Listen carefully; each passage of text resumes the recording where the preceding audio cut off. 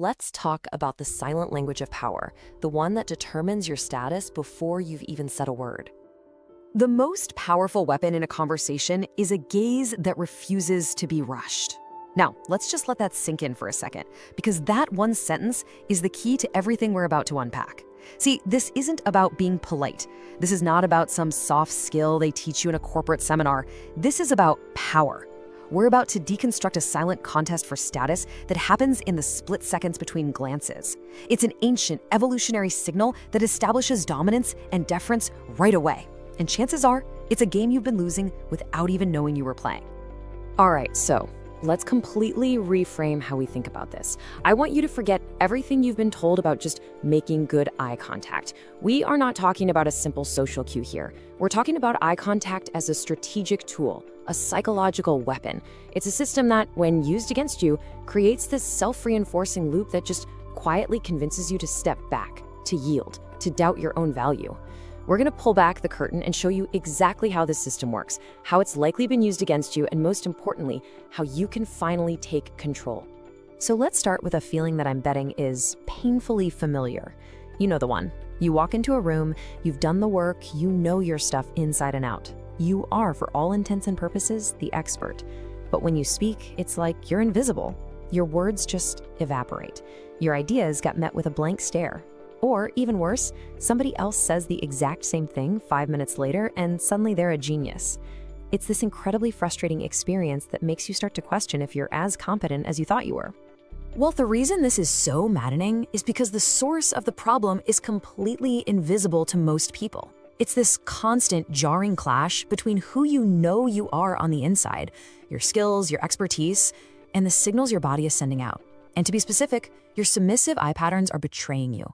Without your permission, they are screaming a message of anxiety and low status that just completely undermines every single word you say. They're sabotaging you before you even get a chance to make your point.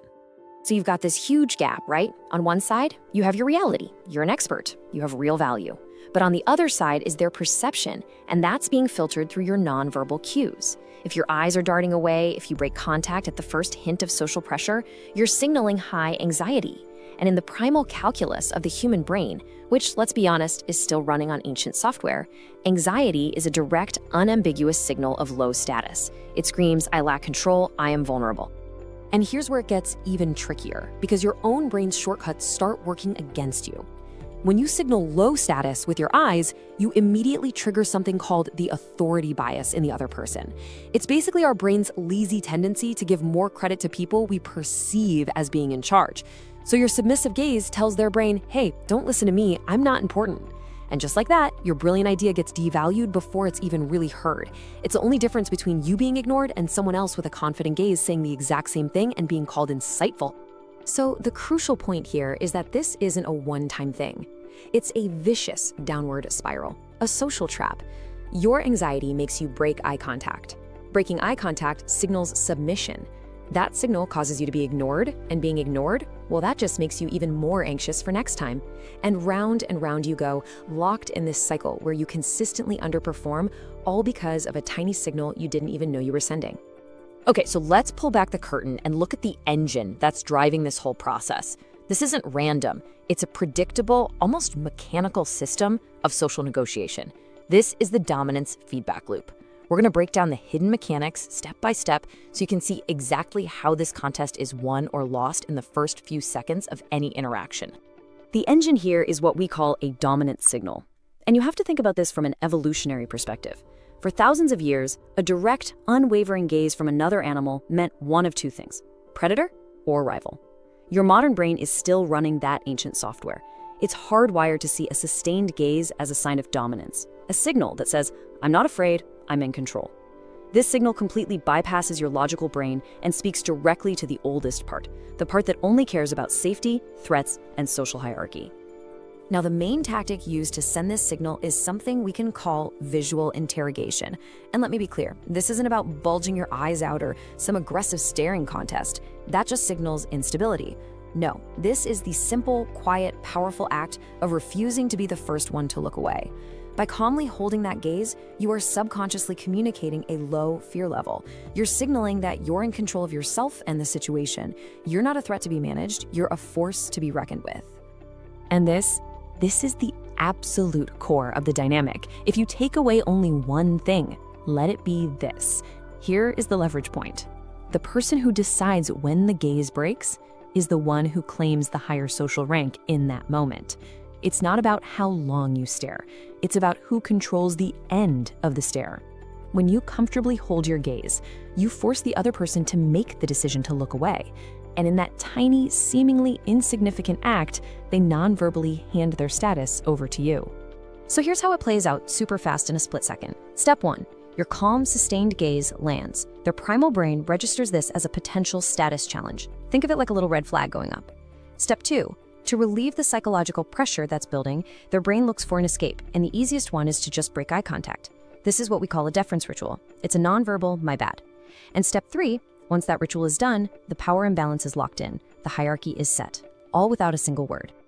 And that's the trap, right there. The other person isn't making a conscious choice to submit. Their brain is just desperately seeking relief. That sustained gaze creates this buildup of anxiety, a cognitive pressure. And looking away is the release valve. Their subconscious need to just feel okay again is what forces their hand, making them perform that little deference ritual. And that puts you in the driver's seat for the rest of the conversation. They literally trade you status just to feel okay again.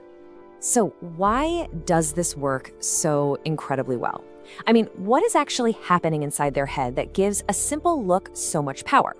Well, now we're going to dive into the psychology of how this feedback loop literally hijacks the primal brain.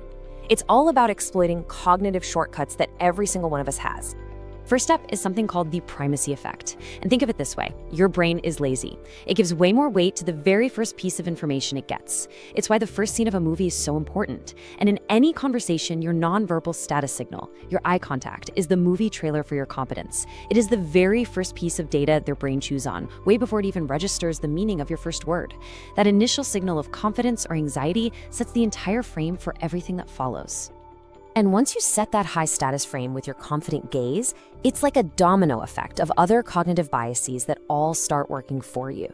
First, their brain subconsciously connects your sustained attention with confidence. That then activates the halo effect, where that one positive trait, confidence, makes them assume you're competent in other areas too. And, like we talked about, it powerfully reinforces that authority bias, making them take your words more seriously. You're not just making a point, you're hijacking their brain to make them believe it before you've even finished. But the real weapon here, the most powerful element, is the imposition of cognitive load. Think of your brain's working memory like the RAM on your computer. It can only handle a few things at once. Well, a calm, sustained gaze is psychologically demanding for the person on the receiving end. It's like opening a dozen processor-hungry apps in their brain. It forces them to steal precious mental energy away from listening to you, and instead use it to manage their own growing anxiety. Let me be super clear about this. When you hold a strong, steady gaze, the other person is not fully processing your words. They can't. A huge chunk of their brain power is caught up in this frantic subconscious loop going, is this a threat? Why aren't they looking away? Should I look away? If I look away, I seem weak, but this is awkward. What does this mean? They are basically drowning in the social anxiety you've created, which means they can't effectively analyze or push back on your points. Their mind is occupied, and that gives you a massive strategic advantage. Okay. We have completely taken apart the problem, the mechanism, and the psychology. We get the theory. So now we move to the solution, the actionable intel. Let's talk about the practical, tactical things you can do to seize control of this exchange. This is the strategic gaze protocol. And the very first step has nothing to do with them. It's all about you. You have to become intensely self-aware. So here's a little homework. For the next 24 hours, just be a detective. Notice your own patterns. When do you feel that impulse to look away? Is it right when you start talking? Is it when someone asks you a tough question? Is it in those awkward silences? You can't control a habit you don't even know you have, so recognizing your own signal is step number 1. Now get ready for this, because this is the core principle, and for a lot of you, this is going to feel completely backward. It's going to go against everything you've ever tried to do. The high status pattern is not constant aggressive staring. In fact, it's the total opposite of what most anxious people do. The secret is to hold more eye contact while you are listening, and slightly less while you are speaking. Let me say that again, because it's the whole key. Listen with your eyes and speak with occasional breaks. This projects a relaxed, unshakable confidence.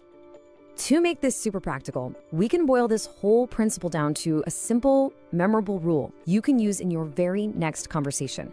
Think of it as the operating system for confident eye contact. We call it the 60-40 rule. Okay, let's break it down. While you're listening, you want to aim for about 60 to 70% eye contact. This is where you assert control. It signals, I'm calm, I'm in control, and I'm carefully considering what you're saying. Nothing you say can rattle me. Then when it's your turn to speak, you actually drop your eye contact to around 40%. You look slightly up or to the side, never down in submission, as if you're pulling information from your own mind. This does two brilliant things. It shows you're thinking, not just reacting, and it eases the pressure on them so they can actually hear what you're saying, instead of just depending against your gaze. But what happens when someone tries to use this on you? What do you do when someone is applying that pressure, trying to overload your brain and make you feel small? Just trying to stare back usually backfires. It feels unnatural, and it just cranks up your own anxiety. You're basically trying to fight fire with gasoline. For these situations, you don't need brute force. You need a specific, subtle tool. And here is that tool. It's called the triangulation technique. Instead of getting locked into a draining staring contest with one of their eyes, you just create a small, controlled triangle with your gaze. It's simple. Look at their left eye for a few seconds, then calmly shift to their right eye, then briefly glance at the space between their eyebrows, and then back to the first eye. To them, it feels like unbroken, intense focus. But for you, those tiny movements are giving your brain a series of micro breaks. It releases the pressure and lets you stay in complete control. Now, a quick but really important point here. This knowledge is not about manipulating people or being a bully. The real goal here is alignment. It's about making sure your powerful external signals finally match the competence you have on the inside. The highest form of this skill isn't about dominance. It's about using a calm, steady gaze to show genuine respect and engagement. That's how you build real influence, the kind that comes from people actually liking, trusting, and respecting you. And that brings us to the ultimate takeaway, the core principle behind all of this. What this whole system really reveals is a fundamental law of power. Volatility is vulnerability. If someone can affect your internal state, if they can make you anxious or flustered with just a look, they control you. The person who can stay internally calm, who can maintain their psychological stability under pressure, that is the person with the real advantage. Stability is the most valuable power resource you have. Master your internal state, and you will master the interaction.